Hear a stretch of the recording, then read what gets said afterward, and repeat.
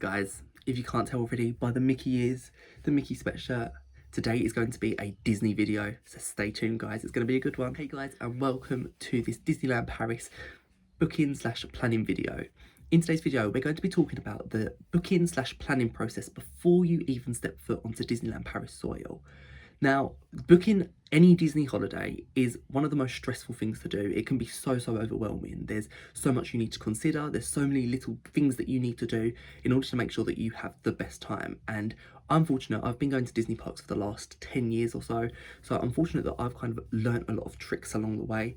And this video, really, I just want to share that with you, all the tips and tricks to make sure that A, you're getting your Disneyland Paris holiday for the cheapest price possible, but also to make sure that you're planning your holiday and taking into account all them little details to make sure that you are having the most amazing time when you're at Disneyland Paris. If you're new around here, then hello, my name is Sam.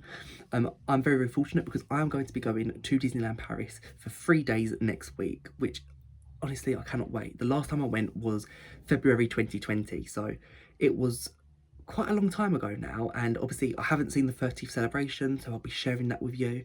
I'm going to be posting vlogs coming up, so the first one will be next Sunday, and then there'll be one every Sunday after that. So if you want to follow my Disneyland Paris journey, you love a Disney vlog, then make sure you're subscribing to my channel and make sure you're liking this video, because honestly, that would mean the world to me, and I'd love for you to follow me on this journey. Before you even begin to look at prices or begin really researching your Disneyland Paris holiday, the first thing I would do is consider the time of year that you would like to go to Disneyland Paris. Now, obviously, there are going to be some professions, like the profession that I'm in, which means that I can only go to Disneyland Paris during the school holidays, and that really limits the times that I can go. I know that I'm only able to go A, when it's most expensive, and B, when it is the busiest, and I can't really change that because of the job that I'm in. However, if you're in a job where you can take some time off when it's not school holidays, that's definitely something to consider. I'm going to post here all of the Paris school holidays, and definitely have a little look at them, because obviously during them dates you're going to have lots of French schools which have broken up for the half term, and they'll be coming to Disneyland Paris. And then also compare that to British school holidays, because also you're going to then have British schools going to Disneyland Paris, which is going to make it busier, but also the French schools going to Disneyland Paris, which is going to make it even busier. So definitely have a look at them dates and consider it if you can kind of change your times around them, so that essentially you can go to Disneyland Paris when it's slightly quieter and slightly cheaper. Another thing that I think is so important when you are looking at dates for your Disneyland Paris holiday and deciding when's best for you and your family to go, is to definitely look at the events calendar and see when is the best time for you to go to Disneyland Paris. Obviously take into account the weather as well. I've been during February half term, which obviously I'm going to be doing again this time. I loved going in February. It was cold, and it's kind of a slower season, I would say. So it's less busy on parks. So February was quite a good time. I've been during August, which was packed busy. It was quite warm. I think it was about 25 degrees. We was wearing shorts and t-shirt, but again, an amazing time. We got everything that we wanted to do. And I've also been during April, which again was a really nice time. The weather was getting a little bit better. The park hours were longer, so that was quite a nice time too. Now, obviously, the big event at the moment is the 30th anniversary, and that finishes on the 30th of September 2023. So if that's important for you, if you want to go to Disneyland Paris during the 30th anniversary, then you need to make sure that you're looking for dates up until the 30th of September, because after that the 30th anniversary will be finished, and all them kind of special events that are going on at Disneyland Paris to celebrate the 30th anniversary will stop. So it's definitely important to book up until the 30th of September if that's important for you. Another event is the Halloween event. Now, I've never been to this personally, so I can't really share my own thoughts and feelings on this. However, apparently it is an amazing event. They have a sort of special party that they do, I think, throughout Halloween. However, it might just be on one day. I'm not entirely sure. It might change each year. However, Halloween is meant to be an amazing time. Obviously, you can meet special characters, see villains who maybe don't normally come out onto the parks. It's meant to be an amazing time of year to visit, and obviously in October the weather isn't normally too cold, so that could be a good time. And finally, also consider Christmas. That could be an amazing magical time of year. Again, Christmas is probably a lot busier than other times of years. It's probably Disneyland Paris's most busy period. However, there's going to be lots of things during the Christmas period that you can't do throughout the rest of the year. So again, it's really kind of sitting down, talking with your family and deciding when is best. What do we want to see when we go to Disneyland Paris? What do we want to get out of it? And that will be sort of the best thing to do in order to choose the best time for you and your family. Once you have gone and actually decided on a date or a time of year that you would like to be going and visiting Disneyland Paris, then you need to really consider the duration of time that you'd like to be there. Now, personally, I've been at Disneyland Paris for 2 nights, I've been there for 3 nights, and I've been there for 4 nights. And again, they're all very, very different experiences. I find that when I went for 2 nights, I was rushing around massively. I had lots on my bucket list that I wanted to tick off, and I just found there was very little time to do all of the stuff that I wanted to do. 3 nights was probably perfect.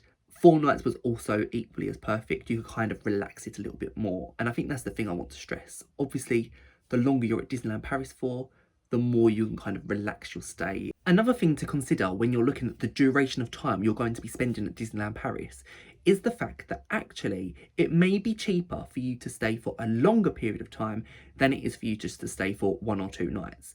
And the reason for this is really based on the transport prices. You may find, for example, if you're travelling on Eurostar, that it's cheaper for you to leave on a Tuesday rather than on a Monday, for example. And actually, you might be able to get an extra night for cheaper. You might be able to stay for 4 nights rather than 3 nights for a cheaper price. Okay, so you've gone and you've decided when you're going to visit Disneyland Paris, and you've also decided the duration of time that you'd like to go and spend there.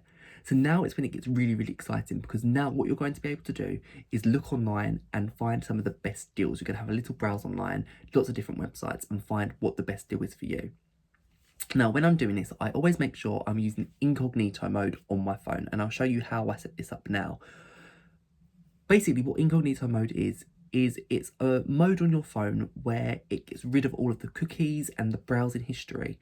And this is so important because a lot of companies are notoriously known for looking at your history, looking at your cookies, and basically if they notice that you're looking at a website multiple times, they're more likely to increase the price because they know that you're interested. They know that you keep going back, so you're probably going to book. Whereas incognito mode gets rid of that. It gets rid of your cookies and browsing history, so that companies have nothing, they don't know anything about you, and they're going to try and give you the best deal possible. And that's what I found personally. So always make sure you're using incognito mode. The second thing that I do is I always make sure that I'm looking for the ABTA and ATOL protected logos on a website. And this only will happen if you're booking a package holiday. I personally prefer booking a package holiday because I feel like it's safer. However, you haven't got to do this. You can do it all separately. This is just a personal preference, but I'll always look for the ABTA and ATOL protected logos because I know that I'll have extra protection basically when I'm booking that holiday. So when I'm on my phone and I'm browsing through incognito mode and looking through the different websites, I'll always make sure that I am looking at a variety of websites. I'll never ever just trust that one website has got the best price because they're all going to be very, very different. And I think it's important that you have a look at the different websites. Now, the first one that I always look at, and I'll link all of the websites down in the description box below, but the first one I always look at is the official Disneyland Paris website. And this allows you to book packages which are your hotel, your tickets for the parks, and flights. They don't allow you to book the Eurostar, and that's something they used to do, but they've stopped doing that recently. But you can go and have a little browse on there and see what prices that the official Disneyland Paris website are giving you. And then I also look at Disney Holidays, which is part of the Walt Disney Company. You can book Disneyland Paris holidays on there, the cruise line, Walt Disney World holidays. It's the main Disney Holidays website. And with that one, you can book Eurostar tickets as part of your package. And you might find that actually, and I found a lot of times in the past, that Disney Holidays is cheaper than the official Disneyland Paris website. So again, look at them, have a price comparison and see what one is coming up cheaper, because you may find that they are different. But also Disney Holidays website is good if you want to travel on the Eurostar. That's good. The next one is Magic Breaks. Now, I have booked with Magic Breaks in the past. I booked for my August 2019 trip, and they were really, really good. The customer service with Magic Breaks is amazing. They pretty much always have a live chat on their website. So again, you can constantly talk to somebody if you have any kind of concerns about your trip or you want to have information. They are all just experts at Disneyland Paris, it seems, and the customer service was really, really good with Magic Breaks. Now, what's good with Magic Breaks is if you find that the Disneyland Paris official website or the Disney Holidays website are coming up cheaper than Magic Breaks, you could easily go to Magic Breaks, go on the live chat and say, look, I'm looking for a Disneyland Paris holiday. However, you're coming up slightly more expensive than the official Disneyland Paris website. Show them some evidence and ask them, would you be able to price match or would you be able to beat that price? And finally, this is a tip that I've learned really, really recently, and that's looking at the Disneyland Paris Ireland website, which again, I'll have linked down below. Now, I've not actually done this, however, I have had a little browse at prices, and what people say is true. If you look on the Disneyland Paris Ireland website, and that will be a hotel and tickets package, not including flights and transportation, you may find that the Disneyland Paris Ireland website is cheaper. Now, all the prices they show you will be in euros, so use a currency converter, see how much that would be in British pounds or whatever currency you're using, and just see if it's any cheaper, because it's definitely worth looking at. All of the holidays that I've looked at recently, Disneyland Paris Ireland is coming up cheaper as a package. So definitely worth looking on that website, and it's probably one that I would definitely always look at now, because 9 times out of 10, pretty much, well, actually all the time, that is coming up cheaper. Now, whilst you're going and you're looking online at different prices, you'll have a good idea of the different hotels and the different prices that Disney charge for their hotels. Now, you need to decide whether you want to stay on-site or off-site. Now, for me, it's a non-negotiable staying on site. I love being in the Disney bubble. I don't necessarily feel any need to go into actual Paris or do any sightseeing there. So for me, staying on site is a non-negotiable. And for me, I will always go and pick to stay in one of the budget hotels, so whether that's Santa Fe or the Cheyenne. I've stayed in both. Both I've had amazing times at. And to be fair, they're not mega expensive. They're a little bit more expensive than staying off-site, but I love the fact that you're in the Disney bubble and you can either get the free Disney transportation or it's only a 15-minute walk from the theme park, so they're always a great option for me personally. However, staying on site is not for everybody, and I get that. There's some people that cannot think of anything worse than just constantly being in that Disney bubble. So for some people, if you want to, staying off-site is an option, and you can look on the Disney websites or on any of the websites that I listed earlier and have a look at the partner hotels that they have to offer. Now, these are really good, again, if you want to go into actual Paris, and a lot of them, but you will have to read carefully, will offer transportation to the Disney parks. Some of them you'll have to maybe pay for, but some of them it will be a complimentary bus to and from Disneyland Paris. These hotels, again, some of them you can probably walk to the park, but you're looking more like a 40-minute walk perhaps to the parks. Again, it's up to you and your family, and I think you need to have that conversation. But for me, staying on site is a non-negotiable, and I cannot kind of recommend it enough. I love staying on site, and I can't quite imagine staying off-site. However, it's something that I might consider one day in the future. Now, once you've gone and you've actually booked your Disneyland Paris holiday, the first thing that I always do is look at the dining reservations available. Disneyland Paris has some amazing restaurants, things like Chez Remy, the character breakfasts. They are all amazing, and what you need to kind of do is have a little look on the app on your phone and try and book in some restaurants. Now, if you're staying on Disney property, you can actually book your reservations for your dining 365 days in advance. That's a whole year out. And that's really, really good for getting them hard to get reservations like your Chez Remy, like your character dining breakfasts. However, if you're not staying on site, you can only do this 2 months in advance. And what you'll find is actually a lot of them hard to get restaurants you're going to really struggle to get. However, by having the Disneyland Paris app, what you'll be able to do is keep refreshing the app, keep looking, because there might be some people that decide to cancel a reservation and then you might be able to grab it. Now, for me personally, we actually booked this Disneyland Paris trip that I'm going to next week 3 weeks ago. So we booked it very, very last minute. We, at the moment, haven't been able to get Chez Remy, which was on my list because I've never done that before. However, I'm just going to keep looking, and hopefully we're successful at some point. We'll actually ask when we're there too. The way it is, I don't think it's the end of the world if you don't. However, we did manage to get the new Pim's Kitchen, which is in Avengers Campus, and that was quite difficult to get, and I've heard mixed reviews about it, but actually I'm really looking forward to that reservation. So definitely looking at the restaurants that are available and having a little think, what kind of meal do you want? Do you want to have the character breakfast, which are really, really good for meeting lots of characters without having to queue? I think they're all buffets at Disneyland Paris, but again, it's a really, really good opportunity.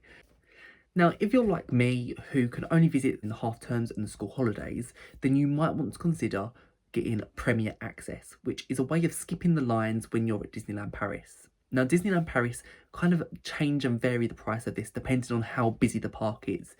Now, for the packages which give you access through the Premier Access lane, so you can skip the queue, that is for all of the rides, I believe, except Orbitron. And the prices vary from €90 a person all the way up to €190 a person. So it's quite a big span of price. Obviously, if you're visiting during the very, very peak season, you're looking at paying €190 per person to skip the lines for that day. However, if it is really, really busy and you want to make the most of your Disneyland Paris holiday, perhaps you're only there for one night, then it could be worth it on trying to get on as many rides as you possibly can. You can also get your Premier Access for individual attractions, and these vary from €5 to €18. So, for example, to skip the queue for Big Thunder Mountain, where maybe it's only a 10-minute line in the morning, it might only cost you €5. However, as the day progresses and the queue maybe becomes an hour and a half, you'll then be looking at €18 a person. So they do change the prices depending on how busy the attraction is and the demand for Premier Access. But it's definitely worth considering if you perhaps have got a short time at Disneyland Paris or you just want to skip the queues. Now, Disneyland Paris have also introduced the ability to be able to pay for shows at the park. So the two shows which you can pay for are Mickey and the Magician and also the Lion King show. Now, both of them are incredible shows. However, you do usually have to line up to see them because they are very, very popular.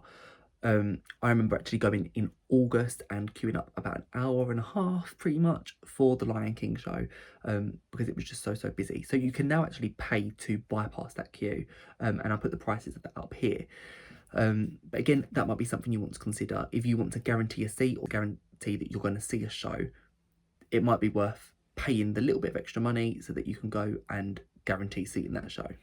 Now, one of the very final things that we'll actually do in terms of the planning stages is actually go sit down and have a little talk about what is on our bucket list for this trip. What do we all want to do as our family? Now, we'll consider what rides are a must for us. We'll consider what shows and parades and fireworks we want to see. And we'll also consider the restaurants that we want to go and visit. And by having that kind of conversation, we'll know what we need to aim for, what we definitely need to tick off. And I think it's important that you don't have hundreds of things on your list, but you prioritise what's important to you and your family. Now, another thing to consider is how long to spend at each park. And I would say that there's not really an answer to this. For me, what I'll try to do is try to make it equal, have one full day in the Disneyland park, one full day in the Walt Disney Studios park, and then half a day in each park, depending on what we've done. So for example, on that one day we're prioritising Walt Disney Studios. If we don't get on Crush's Coaster because the queue's too long, what we'll end up doing is going back to it the next day and trying to do Crush's Coaster in the morning the next day. So I wouldn't say there's a right or wrong way of prioritising the two parks, and it kind of just depends on your family. I say the Studios has got less for young families, whereas for me, I'm part of an older family, so the Studios appeals to us. So it really kind of just depends on you and your family, and you'll just get a feel for it at the time. You'll get a feel for what park you would prefer to spend more time in and what park is maybe more difficult to do and you need to spend more time doing. Okay, so they are the steps that I would follow when I am planning and booking a Disneyland Paris holiday. I think it can be very, very stressful. It can be very, very overwhelming. But actually, if you break it down into these simple steps, I'm sure you're in for a winner. You're going to have the most magical time when you're at Disneyland Paris. So definitely follow these steps. The most important thing is get the best price you possibly can by looking at the different websites, and also make sure that you are kind of establishing your priorities with your family so that you're getting the most out of it for you and your family. Just a reminder that I am at Disneyland Paris next week, so I will be posting a vlog on Sunday, which will be my travel day and my first actual day at the parks at Disneyland Paris. There'll be 3 or 4 vlogs, I believe, coming up over the next few weeks. So I'm definitely looking forward to it, and I'm really, really looking forward for you to come along with me to Disneyland Paris, because it is going to be amazing. Also, make sure that you'll follow me on Instagram, because I'll be doing lots of posts over there, lots of stories of my Disneyland Paris trip. Once again, thank you for watching. Make sure you subscribe to this channel. Make sure you give this video a like and comment if you've got any other tips for Disneyland Paris. Thanks so much for watching, and I'll see you real soon. Bye, guys.